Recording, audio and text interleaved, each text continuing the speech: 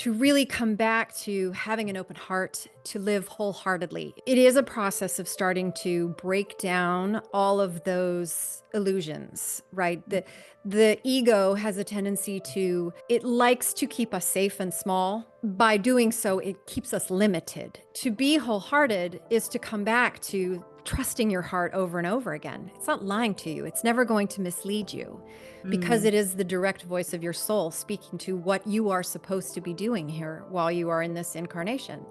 So if you're listening to that voice of your heart, then you're coming back to your true self over and over again. Hand analysis is not palmistry. We know that there are more connections between the hands and the brain than any other part of the body. It's the entire hand. It is all of the aspects of the hand, from size, lines, the fingerprints, all of these texture, all of these things tell us about your soul and personality psychologies. And the beauty of the hands is it's the truth of who you are. I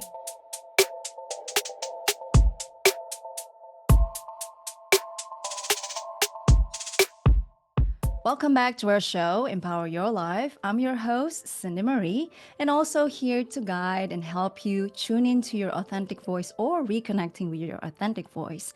And it feels been a long time that I hold interview, but I'm really, really happy and grateful to be back. So I have a question for you. What hidden parts of yourself that waiting to be discovered on your journey to wholeness? I think our next guest is a perfect person to explore this topic with. She is a psycho-spiritual counselor and hand analyst. With her blend of therapeutic and spiritual practices, she helps people, listen to this, help people heal, break their negative habits, and of course, to reach their full potential. Today, she'll share valuable insights on our journey to wholeness. So let's all welcome Lisa Hedley. Lisa, thank you for being here. And finally, we're doing this. Hi, 𝗬𝗪. Thank you so much for having me. I'm excited to be here with you. Likewise. So let's get started. All right. So, Lisa, we have tradition on our show. For us, I believe that for us to really get connected deeply with our guests, we want to hear their early journey, their humble beginnings, and how they end up where they are right now. So could you share your journey with us? My journey is interesting for a number of reasons. I started life on the other side of the world from where I live now. And I had very distinct parents who were very different from each other. My father was very much he was a scientist, a Western doctor. My mother was a spiritual teacher. So right out the gate, I had challenges with learning to understand who these people were and how I ended up being their daughter.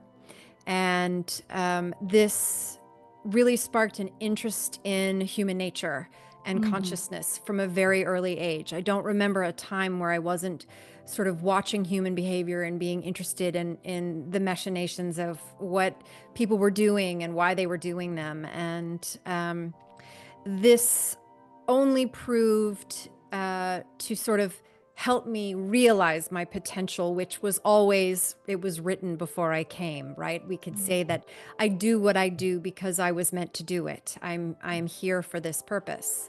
So those early seeds were planted by my parents, but then they blossomed as my childhood progressed because my parents' marriage fell apart. Two people who were very different and could not sustain a relationship because of that. But also, my mother was very invested in seeing me wake up. She was very invested in how I understood awareness, the ego, and my relationship to how I am an evolving soul, if you will. And that early investment led to things like first a commitment to spiritually wake up when I was 15 years old, but then it led to the writing of Yogananda and an interest in metaphysics, physics most particularly. I was drawn to the rigors of scientific study. So the more I studied certain physicists, particularly David Bohm, 𝗪𝗪, their work really helped me understand that science and mysticism, in a way, were two sides of the same coin. Mm-hmm. And my journey to understand consciousness just evolved from there. Mm-hmm.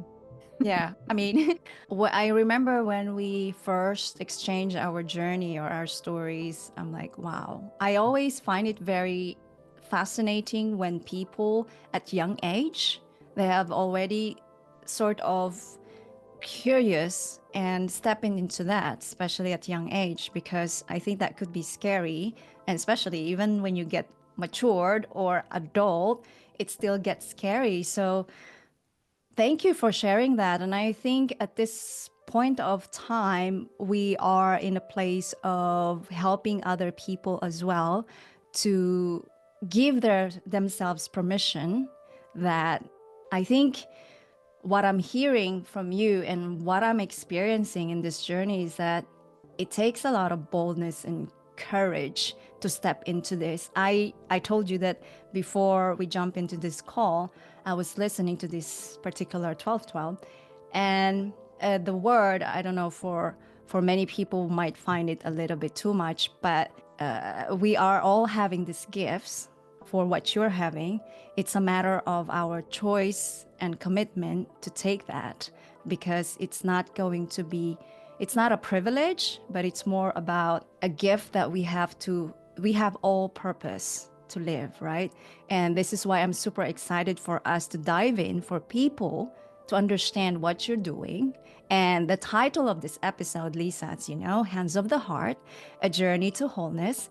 We're going to break that down into two parts. First, the question that I have for you is, what does it really mean to live with your heart open or whole heart? Given in the situation that we are right now, if I can say chaotic, some people created that feeling or emotions of fears, worries. So how can we find that courage to live with an open, fully heart?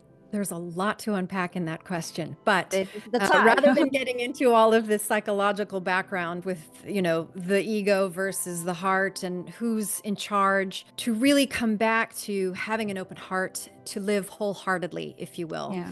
It is a process of starting to break down all of those illusions, right? The ego has a tendency it likes to keep us safe and small. Yes. And by doing so, it keeps us limited. It tells us things that are perhaps doing a service at the time that they're necessary, but the ego is very habit forming. And then it becomes pervasive and it shuts our heart space down. When we now know, the research that has been done at the HeartMath Institute tells us that there are more connections, more signals, 5,000 times more signals, in fact, coming from the heart to the brain than the other way around. Yes. That, in fact, our heart space is the center of our awareness. Our heart-based awareness is also our primary connection to the soul. And so to live wholeheartedly is to allow the heart to lead, and then the ego to simply be a source of discernment, right? They work in tandem with each other. The problem is that you have to strip away all of the negative ego patterning in order to get to that place where the ego can be a source of discernment, right?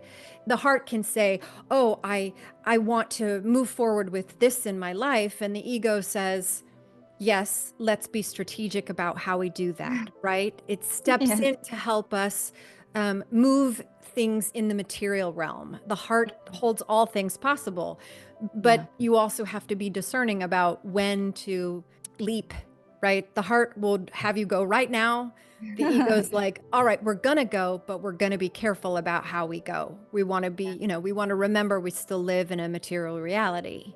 But to be wholehearted is to come back to trusting your heart over and over again. It's not lying to you. It's never going to mislead you, because it is the direct voice of your soul speaking to what you are supposed to be doing here while you are in this incarnation. So if you're listening to that voice of your heart, then you're coming back to your true self over and over again. The other part of this that's so important, and I think often gets lost, is that when you live from that wholehearted place, you're not necessarily living in a place of reactivity. You're living in a place of deep understanding of grace and flow. So you are allowing life to happen to you without shutting your heart down. You're allowing whatever comes, and those, right, we're having a human experience. Those are often challenges or Yes. things that would momentarily cause reactivity. But if you can see it as all being a part of what's supposed to come to you, come through you, then you allow it to move through without getting stuck. More importantly, without contracting your heart in response. So open-heartedness is wholeheartedness. It is this understanding that all life is supposed to be moving from this place as my primary source of motivation, and then it should stay open, because all of life is a gift, even the challenging stuff, Yes. right? Yeah. Thank you. Processing what you just shared.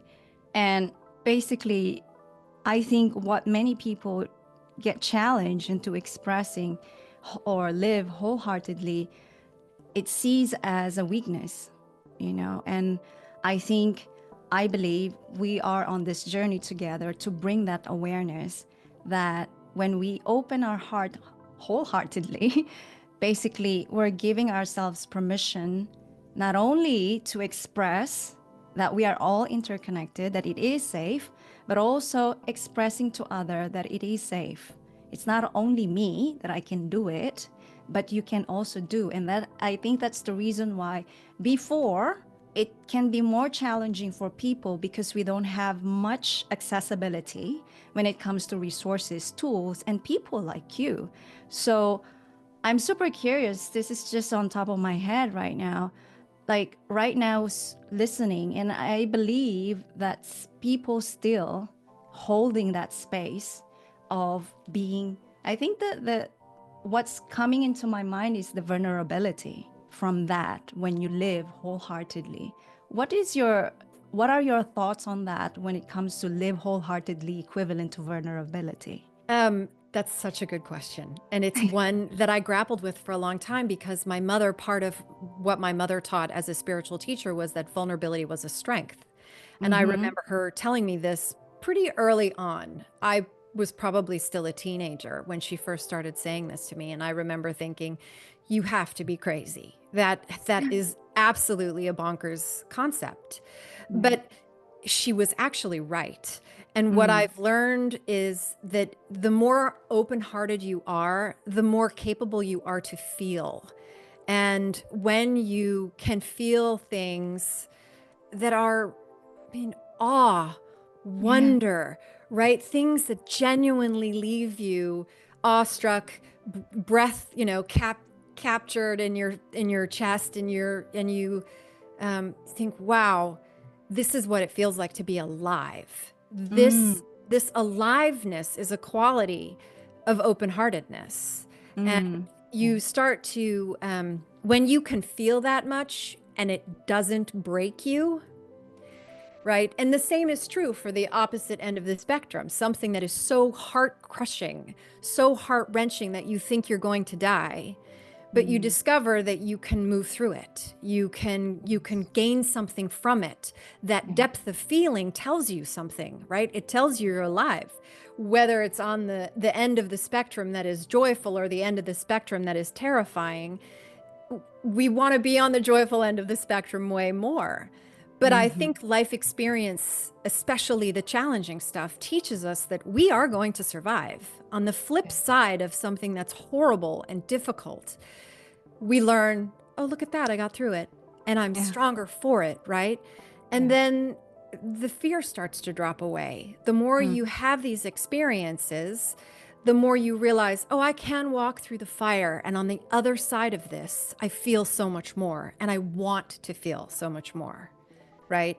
We want that experience. There was a time in my 20s where I was on antidepressants, where I was struggling through depression, and I had to be on antidepressants. And I remember a moment of clarity where I thought, yeah, I'm not feeling depressed, but I'm actually not feeling anything. And it was that moment that I decided that I needed to do whatever was necessary to stop being on the medication, because Yes. I thought, I'm here to feel all of it. I want to feel all of it. And when you start to feel all of it, you realize there's value in putting yourself out there, regardless of what you end up feeling. So Yeah. that vulnerability it's like saying yes to life. It's like yes to feeling alive, right? And it's very liberating. There's a certain Yes. freedom in always being able to put yourself out there no matter what. Yes, I love it. And I can resonate with you entirely when what you're saying. It's because I feel in awe when I started to jump into this unknown. When I say unknown, it's something that opposite of what my previous environments, doing. And it's scary. But as I continue doing it, I feel like, oh my God, like today, I feel so much full of gratitude. I'm like, oh, this is so great. I feel so amazing after my meditation. And I felt, okay, if it's gonna what it takes for me to keep on doing what I'm doing and the feeling that what I'm feeling, well, yeah. Uh, that's why I keep on saying about the boldness and courage, is because I think these two very, very required to step into this to get to know yourself better. And like what many people would say, success and failures would be together. It's not just one way or the other, it's together. So I think it's the same thing when we live wholeheartedly. We must open that vulnerability is part of it. And I think, and this is one of the things that I'm learning living here in US. People get shocked when I'm so, open, sharing my journey, because why not? So I love to challenge people that it is okay. And and you know it, that I love to share people that it is safe, and it is the time for us to be more open-minded for whatever that we have been conditioned. And we can't really blame our ancestors or forefathers. They have the materials or the resources that they have at that time. Now we have more accessibilities with the information that we can grasp. And so the next question, I feel that it's really worth to talk about, because you are expert with this, the hands, right? Now we're going to lead to the hands. I thought it would be worth to share to people my experience when you did your hands, my hands. And I'm going to do my best to make it short and precise. But like what you said earlier, when you shared with me your findings and we really delved into discussion, and I told you this already, that I felt struck and in awe because, and I know what you're going to hear is a little bit big, but I'm going to say it anyway. What you did, I felt, was you are sent by the highest source or universe, whatever you call it, as a messenger, as a tool, to reaffirm, to reassure that they're saying, we got you covered, you are on the right path. And when you said that you feel liberated, I constantly feel that. And of course, I'm not denying that there's still challenges, because that's part of it. But when I am allowing myself, because of that information, now I am reaffirming, I am reconfirming that, hey, I am on my right path. So those information becoming a reminder for me whenever I felt like, how do you call it? Lost, if I can say that. And I must say, and that's why I love to share it to people, because it has been a journey for me, and people might feel that you're alone. It's a lonely journey. It can be if you think that way, but if you're really starting to align yourself with the openness, curiosity, you'll be surprised that just like Lisa, she got you covered. She has this information that can help you to provide you guidelines. And so my question to you, Lisa, is that first, thank you so much for that opportunity. And I have this actually printed just to remind myself again. So I have information, kind of refresh myself. My question to you, Lisa, how do you think that this hand analysis could help people heal and guide them toward big one, complete transformation, especially for those people who see it as a woo-woo. Or, I don't remember if you remember when the time I told you that I came across reading this book called What Does the Bible Teach You? And I told you that specifically it mentioned that something like this should be avoided. It's not part of the religious practice. So what are your thoughts on this? I know that's a lot, but we have the time. Well, first, I should probably just give your listeners a brief background that hand analysis is not palmistry.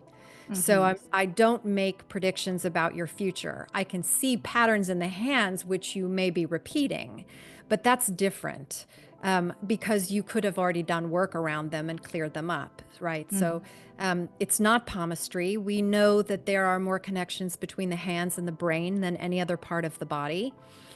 This is based on decades of neuroscientific and psychological research. We now know that it's the entire hand. It is all of the aspects of the hand, from size, lines, the fingerprints, all of these texture, all of these things tell us about your soul and personality psychologies.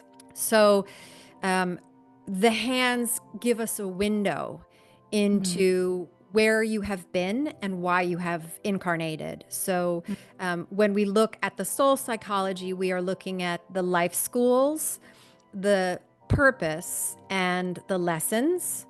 And when we look at the rest of the aspects of the hands that make up the personality psychology, I can see where someone has been either reinforcing the purpose or the lessons. So it tells me, where are you spending your energy? How are you spending your time? Are you actualizing the gifts that you've been given, the life purpose? Or are you stuck in the lessons? And the beauty of the hands is it's the truth of who you are. I came to this tool very serendipitously. I had always been interested in various systems, obviously psychology, because given my mother being a spiritual teacher, I needed a certain amount of intellectual and academic rigor to support the things that she was teaching me. I didn't dismiss them outright because some part of me resonated with them as truth. Human design, the gene keys, and I found value in all of these systems. But one of the things that always lingered for me was a measure of skepticism and self-doubt, because I thought, okay, well, they're telling me things about myself that are very accurate, but they're also telling me things about myself that aren't necessarily true. So when I came to hand analysis, I discovered that we are literally looking at how the sensory cortex is creating a visual marker in our hands of the things that we are choosing for ourselves over and over again. It's indisputable.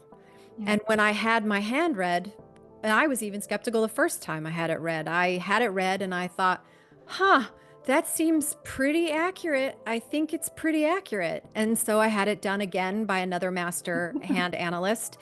And lo and behold, it is accurate. The bottom line for me was that I have 2 life schools, and I have 3 life lessons, and I have a purpose which I stumbled into as a healer. I stumbled into my purpose. But I have a very rare and distinct marker in my hands, which is the mark of the healer.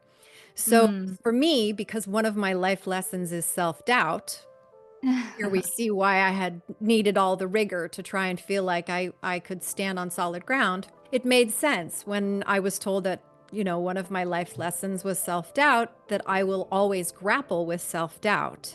But to have the confirmation that I am a healer gave me more courage than I have ever felt before, right?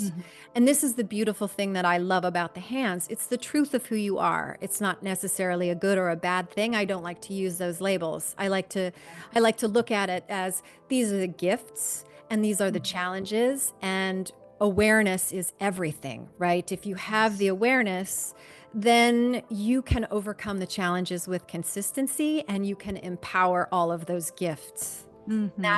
That to me was that to me was the most powerful tool that I had found after, Mhm. I mean, we're talking about decades of research into different systems. Yeah. And I love this tool because I love being able to say to someone, most of my work ends up really delving into the struggles, right? The challenges. When I'm Yeah. in sessions with clients, we're looking at all the ways that they need to transform the challenging stuff.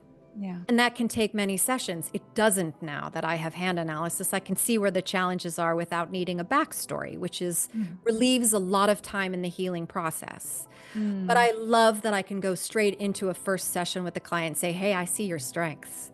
Let's also focus on those, because I did many years of therapy, many, and Mhm. I never liked feeling like I was treading water. I never appreciated that the process felt like it took so long, and I didn't feel like I was making noticeable progress. Yeah. And I love this tool because we can make progress in one session, two sessions, three sessions. I've had clients who are in a completely different life place after 6 sessions. That's Mhm. To turn your life around that quickly is a remarkable thing.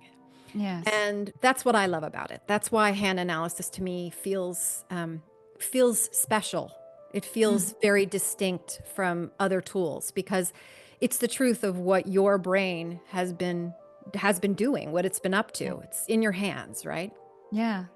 Thank you for sharing that. I mean, obviously, it involves curiosity. And I think many people also went to this particular area, maybe because they also tried different things and they felt like something is really off.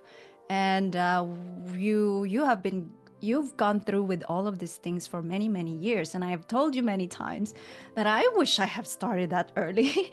But life is like that. And you've gained a lot of information, but also you also experience a lot of tough and challenging moments, because I think the resources is just not there. And now you have this. I'm super curious. I'm just curious because I think people always intrigued and curious, especially when they have someone told them that, I've experienced this, I've done this, but there also a skepticism in that.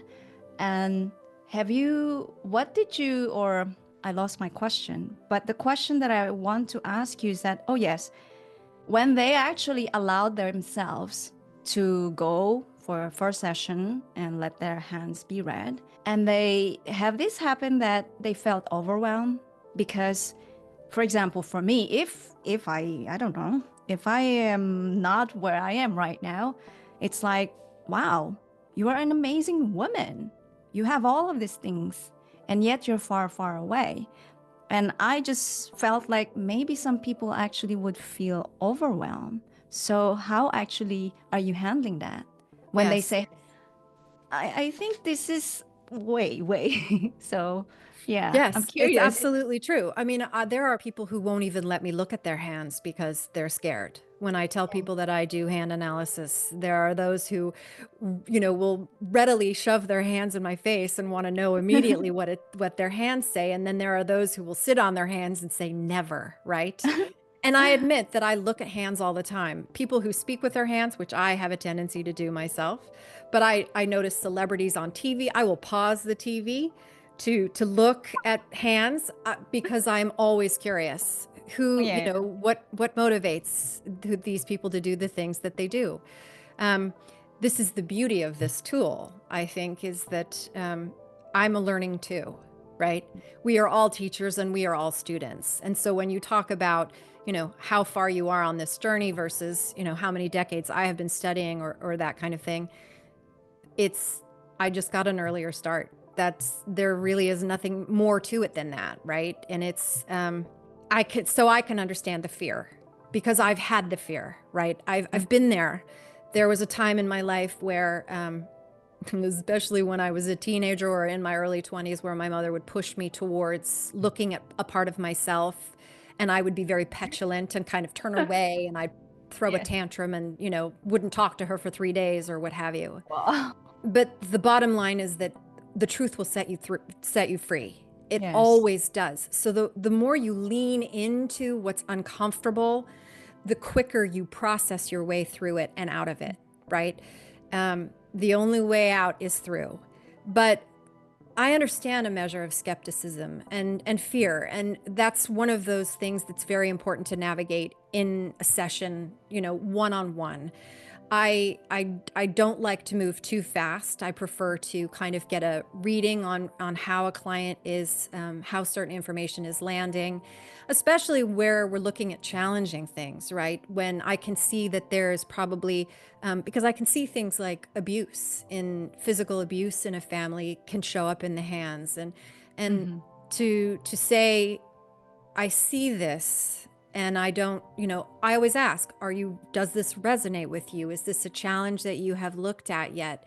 Is this something that you're actively working on? Or it's important to treat the hand analysis session like you would treat any therapeutic session. You have to be able to gauge how someone is responding to the information you're giving them, right?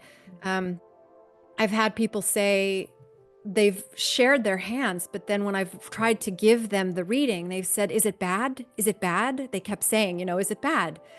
I'm like, it's not good or bad. It's the truth of who you are. I want to share that truth with you because we all have blind spots. And if you can learn to receive the truth of who you are gracefully, you will transform your entire life, not just in a hand analysis reading, but I'm talking about across the board. The real key to life transformation is graciously receiving truth about yourself. It's not an easy thing. It's like a muscle. It's, that fear that arises that you don't want to know, or you don't want to confront that part of yourself. Courage is a muscle. You build it over and over and over again until, you've done so much work to build that muscle, you don't even have to think about it anymore. If someone wants to offer me truth about myself, I'm like, yes, bring it on. Here are my hands. Tell me, what do you see? Right? Yeah. Yeah, thank you. Thank you. I think it's worth to express this particular question that I have asked you, because it's just normal that we are conditioned to believe in just, you have already expressed that there's a scientific background with this, but still kind of not really to the material that many people are so much aware or familiar with. So this is considered, at least for me, I think it requires not only openness, but also curiosity of understanding how I come across with my clients back then, because I love to challenge. I want driven people in the coaching, and when you really dive into, then you realize, oh, I'm not that there yet, and I don't want to know that yet. And so I think that's this challenge. And I think I can resonate with you when you said about this, when you have this tool, this hand analysis, it's just so make it quicker. Not in a place that you get the quick fix, but at least an information that will allow you to process that, oh, okay. And I love you mentioned that it's not a good or a bad thing, it's gifts. That I think many of us have to remind ourselves that every word that we're using also reflecting a certain energy. So if we constantly saying we are bad, we're good, we're actually creating that as an affirmation or truth, but the reality we are not. So having this particular information on hand and as a reminder on the side, or maybe having a session with you, will bring you more forward into full transformation. And I think many of us also, and I won't deny that I'm not part of that. I can still say to myself that I'm still in the journey, that I'm looking always on the destination. But what is the destination really, right? So I'm not saying that I'm perfect. I have already figured things out. But I think when we are so open with people who have gone through and have this material like yours, I think it helps us to navigate, as what you said, to move forward in the natural flow that we really want to, and we can. So thank you for sharing this, because I think it's worth for people to really hear that. And the next question I have for you, it's another big topic. It's about entitlement. right? So we talked about it briefly last time, and I think it's worth as well to talk about it, especially given that we're ending our 2024 and we're welcoming 2025. So how do you think that this stop us living wholeheartedly, and what will be your suggestions, or how can we change or shift that? I told you I'm going to challenge you. Yeah, no, I love these questions. I love them. I love, in my mind, I would love hours of time to be able to answer all of them so thoroughly, because we are scratching the surface rather than really plumbing the depths. Entitlement is a cultural problem as well as a personal problem. You know, there's a writer, 𝗪𝗺 is his name. He wrote this book, this beautiful book called The Healing Wisdom of Africa. And in it, he says that individuality, not individualism, is the cornerstone of community. This idea is one that spirituality reinforces again and again. And spirituality, in my mind, is tricky right now. I see there's a lot of love the self. The love the self movement is very prominent. But what happens is, in terms of growth, there isn't really a destination. We're always in a process of ongoing refinement, if you will, moving increasingly closer to wholeness and our ongoing relationship with our soul. And it's bringing more and more of that awareness into your physical manifestation. That's really, it's a journey rather than a destination in my mind that way, right? But right now we are struggling with the certain amount of the spirituality movement being only about the self-love, getting back in touch with yourself and loving yourself. And absolutely all of that is very relevant and very important. These are necessary steps, right? Hand analysis helps build self-awareness so that you can give yourself the kinds of nurturance that you need to be yourself wholly. But it doesn't end there. And this is part of the problem, is that when you have enough spiritual awakening, you realize that the self is really, it's an invention. It's a creation of your soul this lifetime, right?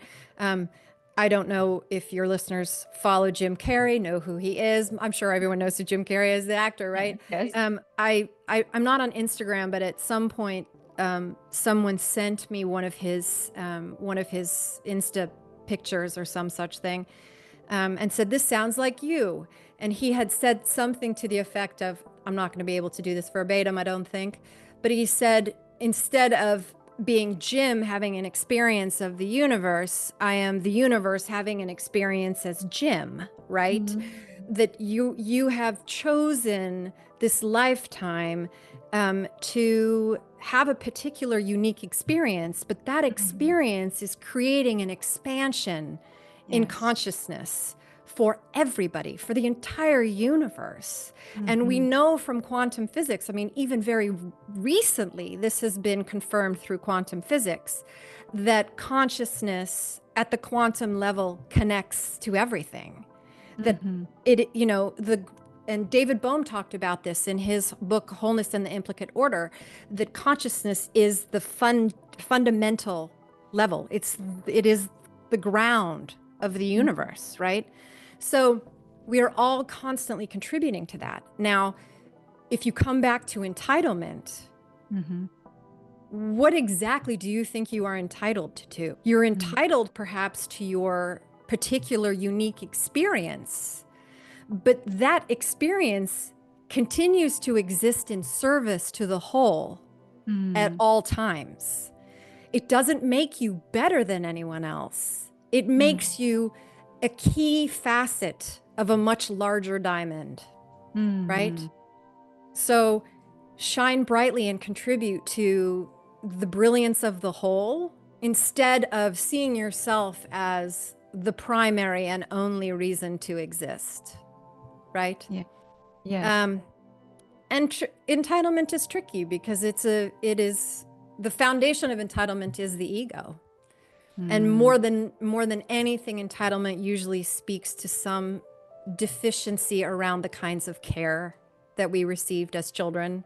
because the ego forms in direct response to the conditioning from outside influences. So if you're not getting the care you need, particularly around being nurtured to thrive, nurtured to be empowered, right? You're not having a parent say, "Oh, I'm so proud of you. You've done such a good job." Or, "I see how hard you're working and I really appreciate that," right?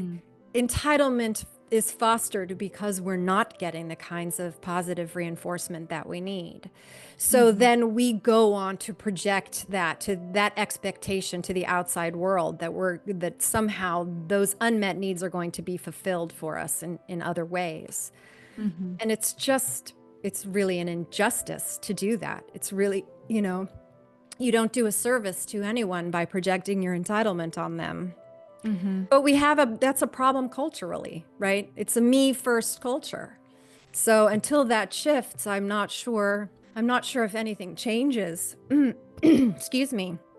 I think we simply need to keep coming back to our personal growth and overcoming entitlement in ourselves. And then we will be able to have a community that embraces other people's vulnerability. We still live in a world where you can't feel safe being vulnerable because you don't know if someone is going to then use that against you. Yes, right? yes. Yeah. Again, I'm processing because I think you're right. It's a cultural thing. And this actually, I feel like it's connected to my next question about deep listening, because deep listening is equivalent to complex of self-awareness, because you start to listen to yourself. Once you've given that to yourself, you'll be able to listen deeply to others. And I think what I'm starting to observe more and more is that people, coming back to entitlement, is that wanting that from external rather than going inward, right? And I think this is one of those skills that I think overlooked by many. And so my question to that is, how does this truly listening to others can help us, live wholeheartedly? And why do you think that we often overlook this? What are we missing with the ingredients to step forward into deep listening? Well, we're starved for the things that we need ourselves, right? Everyone is trying to get their own needs met all the time. It makes it difficult to listen to others. It makes it difficult to empathize and support others. And I think that changes when we start to slow down enough to go inside and listen to our own hearts talking to us. There are very distinct voices. The voice of the ego versus the voice of the heart are very, very different. And the ego loves to should and could. It coulds you all the time. You could, you should. And whenever the word should pops into my brain, I'm like, oh, you can take a step back right now. You don't need to be in charge. I got this, right? I think that listening really starts with ourselves, and that choice has to start with creating spaciousness in our lives. We don't have space. We are so busy, in terms of responsibilities and living in this extremely fast-paced world, and which is not getting any slower. Time is accelerating. It's just, and information now bombards us at an unprecedented rate. It's too much, and we are moving towards a time where self-sovereignty is the currency of the future, right? It's each of us bringing our individuality, our gifts to a collective space and service, and that will transform culture radically. It will, when more of us live from our hearts and we are listening deeply and we show up and we act from that place, then listening will just be a part of communion. It will be so much about how we live in a heart-centered culture will come from, I'm listening to you. What's it like to be you? What are the experiences you are having? What are the needs that you have that are not met yet? It will not seem like such a chore to do that. It will just be second nature, right? Because we will be coming from that place of intrinsic wholeness. It won't be grasping outside of ourselves for the things that have not been met in our own lives. We will be able to give more to others. And it starts with listening deeply. But we have to start to create space, and we have to quiet the noise. And if you don't have practices in place to come back to yourself, then I think moving into 2025, that needs to be your biggest priority. How much space are you giving yourself to be quiet, to be restful, to listen within, right? I mean, I could give you a host of practices to try, but that is a totally unique choice, right? There are as many paths to awakening as there are people, because each and every one of us have our unique needs, and we need to figure out how to meet them. Yes. But you can't even know what they are if you don't have the spaciousness to listen deeply. Oh, so good, so good. I love it. I think many people require to hear that, and yeah, it's just we are bombarded with information. We are constantly striving and chasing. And so when you said about spaciousness and slowing things down, I'm totally with you. And I'm a high performer by nature. I believe you are, but I think that's why in my work, I love to connect spirituality and personal development, because you have, in my personal view, you have to stay grounded and having that humility within you as well while you're gaining so much information. And we are here to really serve what we are exploring and expanding as ourselves. It's not meant to be for our own leisure or needs, but once we grasp that and master that, it is our now sort of responsibility or gift or purpose to share it to people. And that's why I want to reiterate to people watching or listening right now, as what Lisa said about the spaciousness. It requires, what I'm sensing or observing is that it is okay to step back. There's nothing wrong with that. It is okay to step back and not to be afraid that you have to start all over again, not from a zero point of view, but really you're becoming more wise version of you, because now you started to be awakened.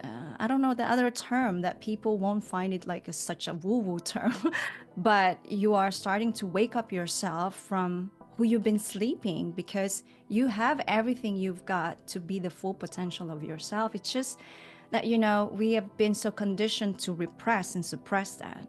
And if you're listening right now and you felt like, I felt what Lisa and Cindy Marie was saying, it's okay. Just step back and process that and allow yourself to, like what Lisa said, there's a distinct between the ego and the loving voice inside of you telling you what to do. And I cannot reiterate more that we require to wake up, because we deserve and we want, the universe also wants us to have the life that we truly want and deserve. So step back and have that spacious place to process it. And you will be surprised of how many people actually willing to support you, and help you. And speaking of support and help, Lisa, and I know that time is ticking, God. This is one of my favorite practices that I always ask our guests, because I think it's powerful. In our challenging times right now, people finding ways to stay positive. So could you share with us your practical tips, maybe just few, since we don't have much time, that I want you, if it's possible, that you could share with us your personal journey on this practical tips that you have experienced that you found very, very helpful to keep yourself optimistic. And what would that be, if you could share with us? Oh, well, I believe in starting my day with nature. I find that being outside and communing with nature is one of the healthiest ways to set a precedent for the day around being in wonder, being curious, right? There's never a time when I'm in nature where I don't see something beautiful, something that catches my breath, something that gives me pause. And I live in the middle of New York City, so I can tell you that it's, finding that moment to sit or enjoy the breeze on the cheek, or put your feet on the grass is a really good way to start the day. I'm an early riser, and I've spent every morning going outside, rain, shine, snow, you name it, for so many years. I've lost track at this point. So that communing is very important. Physical movement, I do really believe in exercise. Move your body. The body has so much wisdom to impart, and building a level of body awareness is really, it's really vital, because we feel truth in our body, but if you are not, accustomed to experiencing sensations in the body, then you could be missing a lot of valuable information. Especially when the heart is open, you can really feel things, in the body that are important. My practice is yoga. I also walk my dog, so those things are very important. And I never want to undervalue a gratitude practice. Yes. Everyone says this, I write a gratitude list and that sort of thing. Once upon a time, I did it in the morning, and I found that I was grasping for things, maybe first thing in the morning, that made me feel grateful. A cup of coffee, or the sun is shining, and 5 things on my list. And then I started doing it at the end of the day instead. And I found that I could write pages and pages and pages of things to be grateful for, because as I reflected on my day, there were so many moments of joy, right? From a kind word from a stranger to, laughing unselfconsciously with my son. Just little things along the way really add up. There is nothing like going to bed after you have realized how rich and abundant your life really is, because it's like offering it up to the universe before you sleep, and you wake up in the morning and you start it all over again, but you wake up in the morning excited for what the day is going to bring. And so I think that is a really invaluable thing to do. I don't do it so much anymore. I do it if I'm going through a challenging time. I will do it. But I've also come to appreciate life as a gratitude practice, because I see all of this as sacred. I never fail to marvel at the fact that, X amount of ancestors had to get together to create me, and I get to be here, and I get to do this. And this is, this in and of itself is a miracle. And then the fact that we're all here, and it is remarkable. It is extraordinary. It is brilliant. And it's hard. And it's, we struggle, and we laugh, and there's always something amazing, but it's never the same. It is always something truly remarkable and different. And so I love to come back to that. Like, I'm grateful for having an entire life. I'm grateful that I get to take another breath and, eat another cookie and laugh with my son and all of these things. So yeah, gratitude, more than anything, it's the thing that really transformed my perception. And I would suggest that everyone find a way to create a gratitude practice in their own lives.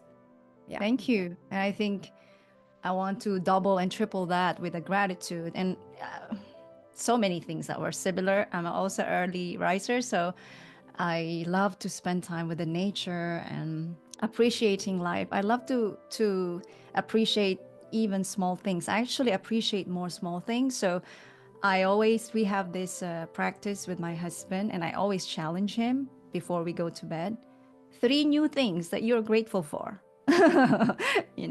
because it is just so easy for us to just, this and that and that and that. But if you require some thoughts and pause, like, oh, okay, you can always have new things, like what you said earlier. So thank you for sharing that. And that actually a lot. But that's the beauty, because for many people watching or listening right now, I always love to say this, that experiment, try it. You know, it might not work, but hey, at least you could share it to other people. It didn't work for me, but I tried it. You can try it as well. Maybe it will work for you, because that's the beauty of it. Like what you said, we are all unique. We are all dedicated gifts. And so I'm sure that while listening to our conversations, many people kind of like, oh, okay, I kind of like intrigue and I really want to step into that, having a deeper maybe conversation with you. And given that everyone's maybe so much excited to figure things out, how to start a bang for 2025. So how they can reach or where they can connect with you? The easiest way to connect with me is on my website. So that's 𝗬𝗪Hedley.com. There is a contact sheet there. You can reach out if you have questions or just want to connect. And I love to hear from people. You can go to the Work With Me page if you want to book a hand analysis reading. And I am offering a $50 discount for readings for your listeners. So when they go to book, that is EYL, Empower Your Life, EYL 50 for the discount, and that will it's not going to end. The discount is indefinite, so people who find this down the road can always access that discount. That's the best way to book an initial appointment. And then scheduling, for sessions and that, we would go from there. And then my Substack, so 𝗬𝗪Hedley.substack.com. I write a weekly newsletter and I do serialize the hand analysis. So this past Tuesday, I shared I call them hand immersions, a hand immersion that looked specifically at 2 challenge markers in the hands where we give our power away. I thought it would be a good thing to give people a heads up heading into the holidays with family, that they see where they have a couple of challenges that might, be incited while they're spending time with relatives. Because it's good to know. Again, we come back to awareness will set you free. Once you know, you have the tools to start eliminating those problems. So the Substack is a great place for the resource on the hands, but I also, their newsletter, every other week, it's a newsletter that I talk about awakening. I talk about aha moments. So there are moments in my own life that remind me of things I've learned, or that would be useful to others, or they're new things that I've learned, right? Because we're constantly learning. And so I like to share and I always share things that are fun. I feel like one of the things that's really important in the world now is to spread as much joy as we can. And so I share things that made me joyful. They can be books, they could be movies, TV shows, articles that I read, pictures that I've seen that just made me laugh, or, I like to share things that just will touch people. Not everyone's going to read. I love fantasy, but I do also share nonfiction books that I find very, insightful and useful. So it's a resource to try and help people, at a time when there's so much information, or you get on Netflix and if you're like me, you're overwhelmed by how much content there is, and then you don't know how to find something that's high quality. This is my way of sharing something that I thought was beautiful. And yeah, I love it. Thank you so much for sharing all of those information. And for our viewers or listeners, don't worry, as I always say, we're going to provide everything on our blog, YouTube description, or podcast, so you won't miss any resources that Lisa just shared earlier. Now, Lisa, before I let you go, first, thank you so much. Thank you. I have one last question for you, and just came mind. Of all this insightful and really profound topics that we have discussed, would there be any particular message that you feel like you have to express because people have a requirement to listen or hear it? And what would that be? Trust yourself. Trust yourself. Learn to trust yourself. We don't give ourselves enough credit, and we let outside influences, and there are many coming at us, many. Trust yourself, even if the thing that you are trusting seems, it ultimately is, there's really no such thing as a mistake, even if it turns out to be a mistake, or you have to choose again or course correct, or, the bottom line is that we don't listen to ourselves enough. We don't trust ourselves enough. And this is the thing that I've seen universally across my practice, is that one of the primary things that we're constantly having to relearn is how to trust ourselves. Too many outside influences, too much noise. Trust yourself. It's okay if you have to, make changes or course correct after a decision. Just trust yourself. Start somewhere, right? It's like courage. It is that practice of trusting yourself, coming back to it again and again and again. So do it. Start there, do that. That's it. And I would say, yes and a yes and a yes and a yes. Well, oh my God, thank you so much, Lisa, for this opportunity. I've learned so much, as always, whenever we have this conversation. And for many people watching or listening right now, thank you for tuning in with us. If you find this episode very valuable and insightful, follow, subscribe, and share and leave a comment. Until next time, with yours truly, Cindy Marie, here to empower your life. Thank you so much. Thank you, Lisa. Thank you, Cindy Marie. It was such a pleasure. Thank you. Thank you for joining us today and listening with Lisa as we explore living life wholeheartedly. That last message from her is a must to hear. And if you're not able to grasp all the profound, insightful suggestions, tips, or conversations, just press the replay. Thank you so much, and share your thoughts with us. And don't forget to hit the subscribe button and share this episode to reach more people and empower our lives.